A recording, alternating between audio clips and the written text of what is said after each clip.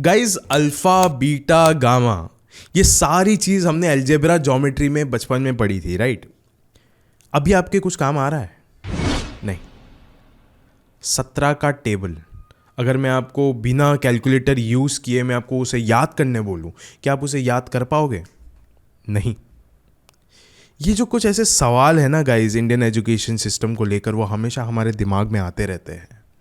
जैसे कि सबसे बड़ा सवाल तो एक्चुअली मेरे मन में उठता था कि जब एक टीचर सारे सब्जेक्ट्स नहीं पढ़ा सकती, फिर भी एक बच्चे से उम्मीद लगाई जाती है कि वो सातों के सात सब्जेक्ट में अव्वल नंबर लाएगा।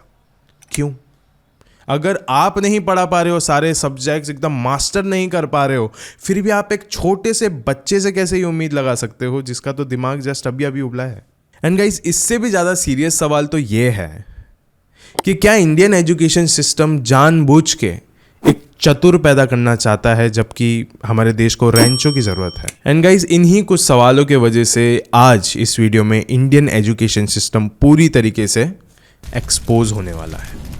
ऐसे बहुत सारे सवाल हैं मेरे मन में, इस पूरी दुनिया के मन में, जो कि शायद से उन चीज़ों का जवाब हमें मिलना चाहिए। ये वीडियो जितने भी लोग देख रहे हैं अभी, जितने भी लोग कमेंट कर रहे हैं, जितने भी लोग लाइक कर रहे हैं, हर किसी ने पढ़ाई करी है स्कूल में, हर कोई इस टॉपिक से रिलेट करता है। गाइज, अगर आपको लगता है कि स्कूल या कॉलेज जाने के बाद ही आप एक सक्सेसफुल साइंटिस्ट, इंजीनियर या डॉक्टर बन पाओगे, तो इस वीडियो में ना आगे जाके मैं आपको एक ऐसे शख्स का नाम बताने वाला हूँ, ऐसे कई शख्स के नाम बताने वाला हूँ जिनका एजुकेशन से कोई लेना देना ही नहीं है, वो लोग कभी गए भी नहीं, स्टिल वो बहुत ज़्यादा सक्सेसफुल है। अब ये कौन है ये तो आपको आगे जाके वीडियो में ही पता चलेगा। एंड इस वीडियो में हम हमारे भारत देश के एक ऐसे यूनिवर्सिटी के बारे में भी बात करने वाले हैं जो कि हमेशा के लिए अभी तबाह हो चुकी है, लेकिन अगर वो होती तो हमारा भारत देश कहाँ से कहाँ तक होता।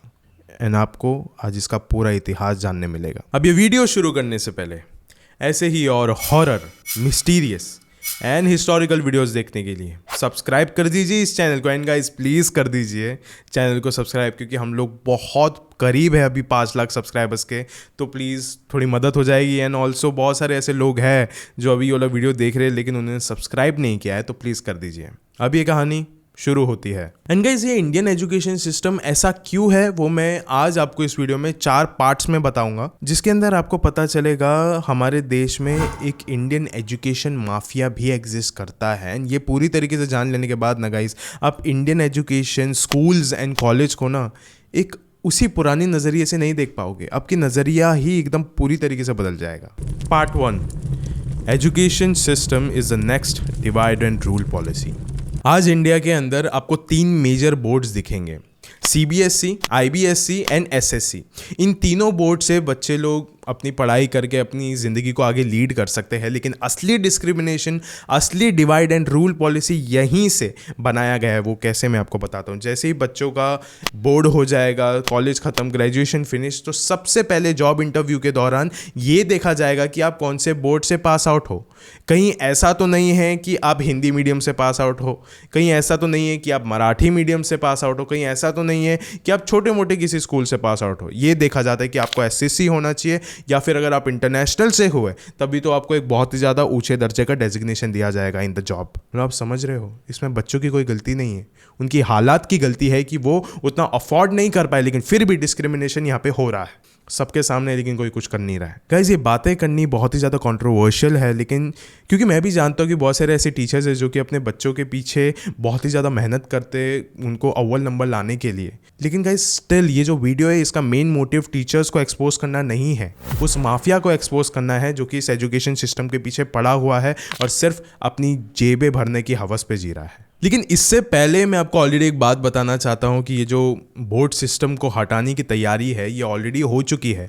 सुप्रीम कोर्ट के एक लॉयर है अश्विनी उपाध्याय, एंड उन्होंने ऑलरेडी सुप्रीम कोर्ट में साल 2024 में एक पिटीशन फाइल कर दिया है और 1 नेशन 1 सिलेबस का। एंड उनका कहना ये था कि हमारा देश सिर्फ तभी ही आगे बढ़ पाएगा जब हमारा पूरा देश सिर्फ एक ही चीज़ पढ़ेगा, एक ही तरीके की नॉलेज पढ़ेगा।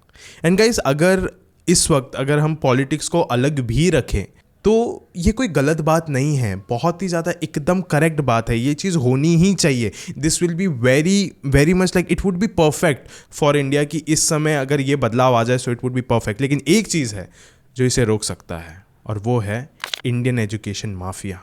एंड इस माफिया का नाम है कोचिंग सेंटर्स। इंडिया के हर गली नुक्कड़ के पास आपको कोई ना कोई कोचिंग सेंटर मिलेगा। हर एक कोचिंग सेंटर्स में अलग अलग तरीके की पढ़ाई होती है। कहीं पे IBSC बोर्ड की पढ़ाई हो रही, कहीं पे SSC, कहीं पे CBSE, हर जगह पे अलग अलग बच्चे जा रहे, सबको डिफरेंट तरीके की नॉलेज मिल रही है। लेकिन गाइस, इसको माफिया क्यों कहा जाता है, अब मैं आपको वो बताता हूँ। जब अश्विनी उपाध्याय ने सुप्रीम कोर्ट में ये पिटीशन फाइल किया था, वन नेशन वन सिलेबस, उस समय उनको फाइट बैक करने के लिए भी एक बोर्ड आया था, उस बोर्ड का नाम था CBSE बोर्ड। उनका कहना ये था कि अगर गवर्नमेंट ऐसा कुछ करने जा रही है, वन नेशन वन सिलेबस, तो उनको बहुत ही ज्यादा खर्चा उठाना पड़ेगा, जो एक बार के लिए बात सही भी है। लेकिन ये किसी ना किसी चीज को डिफेंड कर रहे थे, यही मुझे समझ में आया।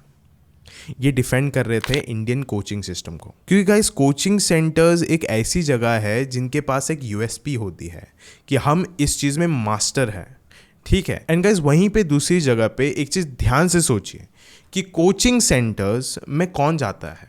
कोचिंग सेंटर्स में या तो कोई बहुत ज़्यादा अमीर इंसान जाएगा, या फिर कोई वो इंसान जाएगा जिसको अपनी ज़िंदगी में कुछ करना है, वो अपनी हर एक चीज़ को गिरवी रख के उसमें एडमिशन लेगा। लेकिन अगर ये वन नेशन वन सिलेबस आ गए और सारे कोचिंग सेंटर्स सिर्फ एक ही चीज़ में फोकस करेंगे, एक ही बोर्ड की पढ़ाई करेंगे, तो इन कंपटीशन हमेशा जिसकी प्राइस कम होती है उसकी डिमांड भी ज़्यादा होती है। तो ऐसे ही अगर सब लोग एक ही प्राइस में बनाने लग जाएंगे तो फिर कोचिंग का कुछ USP ही नहीं बचेगा कि हम इसमें मास्टर किए, क्योंकि हर कोई वही पढ़ा रहा है, तो हर कोई कहीं ना कहीं जाएगा, हर जगह पे जाएगा। सो ऐसे करके ये बिजनेस ठप हो जाएगा। एंड शायद से गाइस इसी रीज़न के वजह से ये जो इंडियन कोचिंग सिस्टम है, ये कभी भी हमारे देश को एजुकेशनली बढ़ाना नहीं चाहता है, सिर्फ अपने जेबें भरना चाहता है। गाइस, आप कभी ना कभी हर रोज़ ही शायद से इस चीज़ को देखते होंगे कि जिन पॉलिटिशियंस को हम देखते हैं, जिन एक्टर्स को हम देखते हैं, जिन बिजनेसमैन्स को हम लोग देखते हैं, उनके जो बच्चे होते हैं वो कभी भी इंडिया में एजुकेशन लेना पसंद नहीं करते, हमेशा हमारे देश के बाहर जाके हायर एजुकेशन या फिर नॉर्मल एजुकेशन की तरफ देखते हैं। क्यों? ये हम लोग हमेशा देखते हैं, लेकिन इसका जवाब क्या है, क्यों?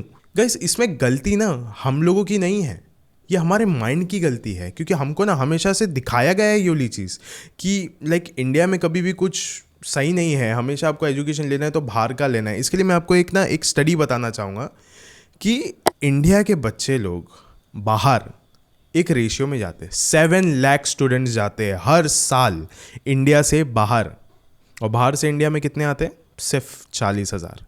मतलब इंडियन एजुकेशन सिस्टम की कोई वैल्यू ही नहीं है यहाँ पे। एंड वो गाइस हमारी गलती नहीं है, मैं आपको वापस से कह रहा हूँ, ये गलती है एक हायर अथॉरिटी की, जो कि कई सालों पहले हमारे देश में आया था एंड उसने सब चीज़ों का ब्रेन वॉश करके रख दिया है। एक अलग सा ही एक एजुकेशन सिस्टम हमारे देश में लाया गया, जिसमें ये चीज़ हमें बार बार समझाया गया कि इंडिया का एजुकेशन सिस्टम बहुत ही ज़्यादा बेसिक है, अगर आपको हायर स्टडीज़ पे जाना है तो आपको इंडिया से बाहर ही जाना पड़ेगा। जैसे बहुत सारे लोगों ने अब तक गेस कर लिया होगा, you are right, it's the British empire. Part 2, how Indians will continue being a slave. 1935 में हमारे भारत देश में एक ब्रिटिशर आया था मैक्यूले नाम का, एंड उसने यहाँ पे आके एक अलग ही पेटिशन डाला था इस कोर्ट में कि यहाँ पे इंग्लिश स्पीकिंग एकदम मैंडेटरी होना चाहिए। एंड ये वाला जो लॉ था वो पास भी कर दिया गया था थ्रू द ब्रिटिश गवर्नमेंट, जो कि उस समय इंडिया में रूल कर रही थी। उसके बाद से हमारे देश में हर एक स्कूल्स में इंग्लिश पढ़ाया जा रहा था।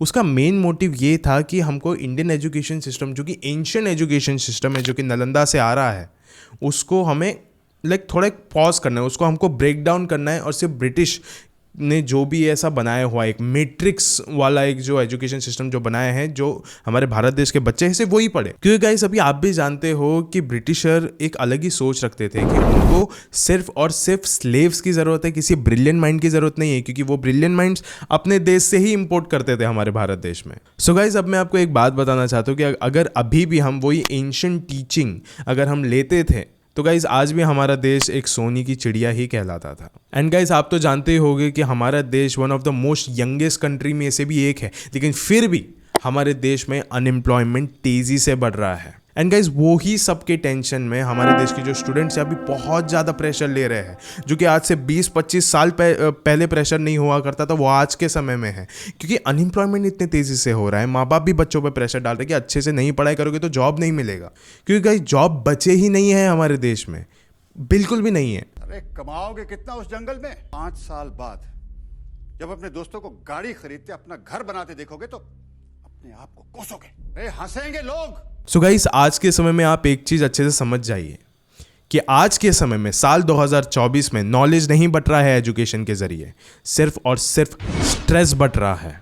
बच्चों के दिमाग में सिर्फ और सिर्फ स्ट्रेस आ रहा है एंड इसी स्ट्रेस के वजह से हमारे देश में हर साल पता नहीं कितने ही सारे हज़ारों बच्चे लोगों की मौत हो जाती है। एंड गाइज, ऐसा भी कहा जाता है कि स्विट्ज़रलैंड से ज़्यादा, कई गुना ज़्यादा हम इंजीनियर्स को यहाँ पे पैदा करते हैं, हम इंजीनियर्स को ज़्यादा ग्रेजुएट करते हैं। लेकिन अगर इनोवेशन की बात करें, अगर टेक्नोलॉजी की बात करें, तो स्विट्ज़रलैंड से कई गुना पीछे है हमारा देश। मतलब गाइज, अभी ना हम इंडियंस का माइंडसेट कुछ इस तरीके का हो गया है कि बस हमें जॉब चाहिए, चाहे आपने इंजीनियरिंग की पढ़ाई करी हो, चाहे आपने सिनेमेटोग्राफर की पढ़ाई करी हो, चाहे आपने आर्ट्स किया हो, कॉमर्स किया हो, साइंस किया, इट डजेंट मैटर, सिर्फ जॉब चाहिए, चाहे वो सिर्फ एक कॉल सेंटर में क्यों ना हो।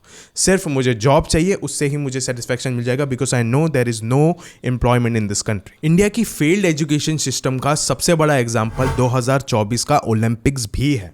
ओलंपिक्स हुआ, उसके ना हमारे इंडिया के बहुत ज़्यादा कम मेडल्स मिले। अब उन चीज़ों के वजह से हमारे देश के जो कुछ अंकल्स हैं, वो लोग व्हाट्सएप पे ऐसे बहुत सारी चीज़ें कर रहे हैं, अपने देश को बदनाम कर रहे हैं, अपने देश को टोक रहे हैं, बदनाम कर रहे हैं ये बोल के कि हम लोग ज़्यादा मेडल्स नहीं ला पाए। लेकिन यही वो लोग थे जिन्होंने अपने बच्चों को बचपन में रोका था क्रिकेट खेलने से, रोका था लाइक ये सारे स्पोर्ट्स में घुसने से, रोका था बैडमिंटन खेलने के लिए, टेनिस खेलने के लिए, हर चीज़ के लिए रोका भी इन्होंने था और अभी टोक भी यही रहे हैं। सोचिए, आपने वो कहावत तो सुनी होगी ना कि पढ़ोगे लिखोगे बनोगे नवाब, खेलोगे कूदोगे बनोगे खराब। यही कहावत आज के समय में एकदम झूठी साबित हो रही है। एंड गाइज, यही सब चीज़ों की वजह से हमारे देश में बहुत सारे बच्चे हैं जो कि मर भी रहे हैं। वो कैसे, मैं आपको बताता हूँ। गाइज, हमारे देश में आज के समय में बच्चों को ऐसी ऐसी बीमारियाँ हो रही है जो कि ओल्ड एज के लोगों को होती है, जो कि उन लोगों को होती है जो कि लाइक एक अच्छे खासी उम्र में आ चुके हैं। लेकिन इन बच्चों को तो हार्ट अटैक आ रहे हैं गाइज, लिटरली हार्ट अटैक आ रहे हैं। क्यों? क्योंकि ये लोग एक ही जगह पे बैठे हुए हैं, बस एक ही रूटीन को फॉलो किए जा रहे हैं। हमारी इंडियन एजुकेशन सिस्टम में एक अजीब सा ही प्रेशर बना के रखा है बच्चों के ऊपर कि सिर्फ प्रेशर में ही रहेंगे बच्चे, उनको डिसिप्लिन सिखाना है, उनको मैनर सिखाना है। लेकिन ये सारी चीज़ें गाइज इतनी भी ज़्यादा सही नहीं है, एक हद तक ही चीज़ों को हैंडल करना चाहिए। गाइज, आपको भी याद होगा ना कि हमारे भी बचपन में ऐसा हुआ करता था कि स्कूल ख़त्म हो जाया करता था, आते थे हम लोग, बैठते थे, या तो हम लोग गेम्स खेलने बैठ जाते थे या तो टीवी के सामने बैठ जाते थे। वो ख़त्म हो जाता था तो हम लोग उठ के ट्यूशन चले जाते थे। हमारी भी लाइफ में कोई भी फिजिकल एक्टिविटी थी ही नहीं, क्योंकि हमारे ऊपर भी इतना ज़्यादा प्रेशर बनाया गया था। क्यों? इसमें गलती हमारे माँ बाप की भी नहीं है, क्योंकि उन्होंने भी ये सेम रूटीन फॉलो किया था। उनके भी दिमाग में यही चीज़ है कि मुझे बस देखना है कि मेरा बेटा सबसे अच्छा रहे, सबसे अच्छे मार्क्स आए, फर्स्ट आए। हर एक चीज़ इस एजुकेशन के ही अराउंड रिवॉल्व हो रही है, एजुकेशन के ही अराउंड रिवॉल्व हो रही है। गाइज, हमें इस कदर तक मैनिपुलेट किया गया था कि अगर हम थोड़ा सा भी लाइक इस मैट्रिक्स से बाहर निकलने की कोशिश करते थे तो लाइक अड़ोस पड़ोस के लोग ये कहते थे कि देखो आपका बेटा हाथ से निकला जा रहा है, कुछ करो, इसको सही लाइन पे लाओ। जबकि असली लाइन तो मैट्रिक्स के बाहर है गाइस। एंड गाइस, ऐसा भी नहीं है कि अगर आप इस मैट्रिक्स को तोड़ के बाहर चले जाओगे, पढ़ोगे लिखोगे नहीं, तो आप सक्सेसफुल नहीं बन पाओगे। ऐसे बहुत से लोग हैं जिन्होंने इसके अलावा भी, इस दुनिया के बाहर जाकर भी इस पूरी दुनिया पर राज किया है। Part 3, is education really the future? इस पार्ट के शुरुआत में ही मैं आपको एक बात कह देना चाहता हूँ कि मैं मानता हूँ ये बात क्लियरली कि education is very much important and शायद सबसे ज़्यादा इंपॉर्टेंट है। लेकिन गाइस, ऐसा भी नहीं है कि अगर एजुकेशन ना मिले तो इंसान कुछ अपने लाइफ में कर नहीं सकता, क्योंकि अब मैं आपको बताने जा रहा हूँ ऐसे लोग जो कि लिटरली इस दुनिया पे राज कर चुके हैं, अपने दिमागों पर राज कर चुके हैं। आप आज भी उनके बारे में पढ़ते हो, लिखते हो, लेकिन उनका एजुकेशन से कोई लेना देना नहीं। ये कोई हवा में बात नहीं कर रहा, हमारे पास प्रूफ है। गाइस, सबसे पहले तो मैं आपको उस शख्स के बारे में ही बताना चाहूँगा जो कि इस वीडियो के एकदम शुरुआत में मैंने जिसके बारे में बताया था, जो कि कभी स्कूल में नहीं गए लेकिन बहुत ज़्यादा फेमस है, जिसका नाम है माइकल फैराडे। एंड गाइज, हमने इनके लॉस को बचपन से लेके अब तक बहुत ज़्यादा पढ़ा है। इनफैक्ट आई डोंट नो कि वो आपकी ज़िंदगी में अभी कितना काम आ रहा है, लेकिन हमने पढ़ा तो ज़रूर है। जिनके बारे में हम पढ़ रहे हैं, एक आयरनी है गाइज, वो कभी भी स्कूल की सीढ़ियों पर चढ़े ही नहीं थे, वो कभी भी स्कूल में नहीं गए। जिस फराडे की हम लोग किताबें पढ़ते हैं, सोचो ना, वो कभी स्कूल में गए ही नहीं। इनफैक्ट उन्होंने सारी चीज़ें अपने आप को सिखाई थी, सब पूरा प्रैक्टिकल नॉलेज था उनका। वहीं पे एक और एक इंसान है, थॉमस अल्वा एडिसन, जिन्होंने साइंस में बहुत सारी चीज़ें इन्वेंट करी और वो भी कभी भी स्कूल में नहीं गए। गाइस, तीसरे हैं राइट ब्रदर्स। यस गाइस, ये वही है जिन्होंने इस दुनिया में पहली बार एक ऐसा प्लेन बनाया जो कि लिटरली हवा में उड़ सके। सोचिए ना गाइस, जो दो शख्स कभी भी हाई स्कूल ही पास आउट नहीं कर पाए, उन्होंने एक ऐसा मैकेनिज्म क्रैक किया जो कि आज भी बहुत सारे लोगों के लिए मुश्किल है एंड गाइस, लेकिन उन लोगों ने इतने सालों पहले विदाउट ग्रेजुएटिंग हाई स्कूल सब चीज़ें उन्होंने हैक कर ली। एंड गाइस, चौथे हैं बिल गेट्स। इन्होंने तो कभी भी अपनी डिग्री ही कंप्लीट नहीं करी, वो तो एक कॉलेज ड्रॉप आउट है। स्टिल आज आप जिस कंप्यूटर पे, शायद से आप जिस कंप्यूटर पे ये वाला वीडियो देख रहे रहोगे, ये भी उन्होंने ही फाउंड किया है, माइक्रोसॉफ्ट। सो गाइस, कहते हैं ना कि one single piece of paper can not decide anyone's future. यही जो सोच है शायद उन बिलियनर्स ने रखी थी, Bill Gates, scientist and all. And शायद से इसी वजह से वो सक्सेसफुल हुए, क्योंकि वो भी ये वाला सोच रखते थे कि ये जो स्कूल है ना, स्कूल एंड कॉलेज की जो बेसिक नॉलेज है, वहीं तक ये दुनिया सीमित नहीं है। इसके आगे भी एक दुनिया है जो एग्जिस्ट करती है, जिसका यूज़ करके हम एक नई दुनिया बना सकते हैं। लेकिन गाइस, क्या आपने कभी सोचा है कि हम इंडियंस इस माइंडसेट को कभी अपना पाएंगे? हमारे पेरेंट्स क्या कभी इसे अपना पाएंगे? क्योंकि हमारे यहाँ पे तो एक ही चीज़ कही जाती है, 90 लाओगे तो घड़ी, नहीं लाओगे तो छड़ी। एंड यही जो सोच है नहीं हमारे, पता नहीं क्यों है ऐसा, हम क्यों नहीं बदल पाते हैं, लेकिन है तो यही है। एंड गाइस, शायद से जिस दिन हमारे इंडियन एजुकेशन सिस्टम ये चीज़ समझ ले कि रट्टा मारना इंपॉर्टेंट नहीं है, समझना इंपॉर्टेंट है, अगर ये चीज़ जिस दिन बदल गया ना, तो उस समय शायद से हमारा देश भी बदल सकता है। एंड गाइस, शायद से उसी दिन जो स्टूडेंट्स है वो अपनी चैन की सांस ले सकते हैं। एंड गाइस, जब ये वाली नॉलेज बच्चों को असलियत में दी जाएगी, तब भी हम असल तरक्की देख सकते हैं बच्चों में कि वो किस तरीके से तरक्की कर रहे हैं, जैसे कि हज़ारों सालों पहले हुआ करता था हमारे भारत देश में। यस गाइस, हमारे भारत देश में एक यूनिवर्सिटी एग्जिस्ट करती थी जो कि सिर्फ और सिर्फ क्लीन नॉलेज देने का काम किया करती थी। Part 4, the original Indian education system. आज से 1600 साल पहले हमारे देश में एक ऐसी यूनिवर्सिटी हुआ करती थी जिसका नाम था नालंदा यूनिवर्सिटी। एंड गाइस, इसकी शुरुआत एम्परर कुमार गुप्ता के दौरान हुई थी। एंड गाइज, अगर हम लोग नालंदा यूनिवर्सिटी के ऑफिशियल वेबसाइट पे जाए तो फिर यहाँ पे लिखा गया है कि इस यूनिवर्सिटी में 2000 टीचर और 10,000 स्टूडेंट्स रहा करते थे। यानी आप समझ सकते हो कि यहाँ पे कितनी सारी किताबें रही होगी, कितने सारे ऐसे टूल्स रहे होंगे जिससे बच्चे लोग समझ सकते थे, सीख सकते थे। यही नहीं गाइज, यहाँ पे बहुत सारे देशों में से लोग आया करते थे, लाइक चाइना से आया करते थे, Mongolia, Japan, south Korea, south east Asia, ऐसे बहुत सारे कंट्रीज है जिसका मैं अभी नाम भी नहीं ले पा रहा हूँ। वो सारे जगहों से स्कॉलर्स आते थे यहाँ पे पढ़ने के लिए, सीखने के लिए। लेकिन ये जो सिलसिला है ना गाइस, सिर्फ और सिर्फ 800 साल तक चल पाया, क्योंकि उस दौरान एक राजा हुआ करता था जिसका नाम था बख्तियार खिलजी। उन्होंने इस नालंदा यूनिवर्सिटी को पूरी तरीके से निस्तो नाबूद कर दिया था, जला दिया था। नालंदा यूनिवर्सिटी बहुत बड़ी हुआ करती थी, उसकी आग इतनी ज़्यादा तेज़ थी कि नालंदा यूनिवर्सिटी 3 महीनों तक जल रही थी। एंड नालंदा यूनिवर्सिटी जब ख़त्म हो गई, तभी हमारे देश का एक एजुकेशन सिस्टम भी ख़त्म हो गया। तब से लेकर उसके बाद तक इंडियन एजुकेशन सिस्टम का एक अलग ही डाउनफॉल हमको देखने मिला। उसके बाद से आज तक कोई ऐसी यूनिवर्सिटी आई ही नहीं जो कि क्लीन नॉलेज दे सके, ना कि सिर्फ और सिर्फ जेब भरने के हवस पे जिए। एंड गाइस, उसके बाद से लेकर अब तक हमारे इंडियन एजुकेशन सिस्टम में हमको मुगलों के लड़ाई के बारे में बताया जाता है, ब्रिटिशर्स के लड़ाई के बारे में बताया जाता है, लेकिन कोई भी उन चीज़ों के बारे में नहीं बताएगा जो कि एक रियल नॉलेज है, राइट? अगर एक क्लीन नॉलेज अगर हमको देखने मिले, समझने मिले, तो हमारे जो स्टूडेंट्स हैं वो ये चीज़ ना अच्छे से समझ पाएंगे कि इन एजुकेशन सिस्टम के बाहर भी एक दुनिया एग्जिस्ट करती है जिसमें हमको प्रैक्टिकल नॉलेज भी लेना चाहिए। लेकिन ये कोई भी दे नहीं रहा है। अगर वो नॉलेज मिल गया तो फिर बच्चों को आसानी से समझ में आएगा कि इस दुनिया में ऐसा क्यों हो रहा है, हमारे देश में ऐसा क्यों हो रहा है, हमारे देश में डिस्ट्रैक्शन क्यों पैदा हो रही है, हर कोई झगड़ क्यों रहा है। अगर ये नॉलेज आएगी तो लोगों का झगड़ा भी अपने आप ही कम हो जाएगा। इनफैक्ट गाइज, बच्चों के एजुकेशन में सिर्फ इतिहास बदलना ज़रूरी नहीं है, इतिहास सिखाना ज़रूरी नहीं है, बल्कि बच्चों को एक टॉपिक ऐड ऑन करना ज़रूरी है, सिखाना ज़रूरी है। एंड उस टॉपिक का नाम है सेक्स एजुकेशन। सेक्स एजुकेशन जानने के बाद गाइज ऐसा डेफिनेटली होगा कि एक इंसान दूसरे इंसान की बहुत ही ज़्यादा इज्जत करेगा, एक जेंडर दूसरे जेंडर की इज्जत करेगा, एंड वो समझेगा कि हर बॉडी पार्ट्स इक्वल होते हैं। एंड गाइज, इस टॉपिक के वजह से वो आगे आने वाली जनरेशन को भी एजुकेट करेगा। गाइज, मुझे बस इतना ही लगता है कि हमारे स्कूल या कॉलेजेस गलत नहीं है, हमारे टीचर्स गलत नहीं, हमारे प्रोफेसर्स गलत नहीं है, हमारा ये सिस्टम गलत है एक्चुअल में देखा जाए तो।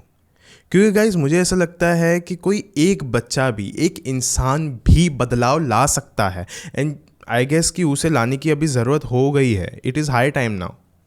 क्योंकि गाइज मुझे ऐसा लगता है कि हर एक टॉपिक को थोड़ा बहुत एक्सप्लोर करना चाहिए। वो ही पुरानी चीज़ें अभी पढ़ा के कितना पढ़ाएंगे, जिसकी शायद से इतनी ज़्यादा ज़रूरत भी नहीं है। क्योंकि गाइज अगर आप फॉरेन कंट्रीज़ की बात भी करोगे तो उनके स्कूल्स में भी ऐसे बहुत सारे टॉपिक्स को ऐड किया गया है, जैसे कि आर्टिफिशियल इंटेलिजेंस, जो कि जस्ट अभी आया है एंड अभी के कॉन्सेप्ट को ही उन्होंने अभी से ही इंप्लीमेंट करना चालू कर दिया। सोचिए, तो हम क्यों पीछे रह रहे हैं। गाइज इस वीडियो में शुरुआत से लेकर अब तक मैंने आपको जो भी चीज़ें बताई थी वो इंटरनेट आर्टिकल्स पे बेस्ड, हमारे रिसर्च पे बेस्ड थी। लेकिन अब फाइनली मैं आपको अपना एक ओपिनियन देना चाहूँगा। उससे पहले इस वीडियो को जल्दी से जल्दी अपने दोस्तों के साथ शेयर कर दीजिए, अपने टीचर्स के साथ शेयर कर दीजिए एंड उनसे भी पूछिए कि क्या हमें बदलना चाहिए एंड कितने जल्दी बदलना चाहिए। एंड गाइज अब मेरा ओपिनियन ये है कि यस, हमें बदलना चाहिए, क्योंकि कब तक हम यही पुरानी चीज़ों पे पढ़ते रहेंगे। बदलाव बहुत ज़्यादा ज़रूरी है, वरना गाइज वही चीज़ें होती रहेगी जो शुरुआत से लेकर अब तक हो रही है। बदलाव एक इंसान भी ला सकता है, मैं आपको पहले भी बताया यूली बात। क्योंकि गाइज जब सिलेबस बदलेगा, जब टीचर्स को अच्छे तरीके से ट्रेन किया जाएगा, बच्चों को थोड़ी बहुत प्रैक्टिकल नॉलेज दी जाएगी, जब अच्छे से करियर गाइडेंस दिया जाएगा, तब अपने आप हमारे देश का एजुकेशन सिस्टम सुधर जाएगा। लेकिन गाइस एक चीज़ तो है एंड एक चीज़ है जो आपको अपने दिल से समझनी पड़ेगी कि कोई भी देश कभी भी परफेक्ट नहीं होता, उसे परफेक्ट बनाना पड़ता है। एंड हमारा देश जैसा भी है वो हमारा है, हमको उसको खुद बदलने की कोशिश करना चाहिए। लेकिन गाइस ऐसी बहुत सारी चीज़ें हैं जिसको हमको तुरंत बदलने की कोशिश करना चाहिए, जो कि शायद इस वीडियो में आप समझ चुके होंगे। एंड हमें इस एजुकेशन सिस्टम के मैट्रिक्स से बाहर आने की सख्त से सख्त ज़रूरत है। आपको क्या लगा इस पूरे वीडियो में, प्लीज़ मुझे कमेंट्स में बताइए। आगे आपको कौन से टॉपिक पे वीडियो चाहिए, प्लीज़ मुझे वो भी कमेंट्स में बता दीजिए। शुक्रिया।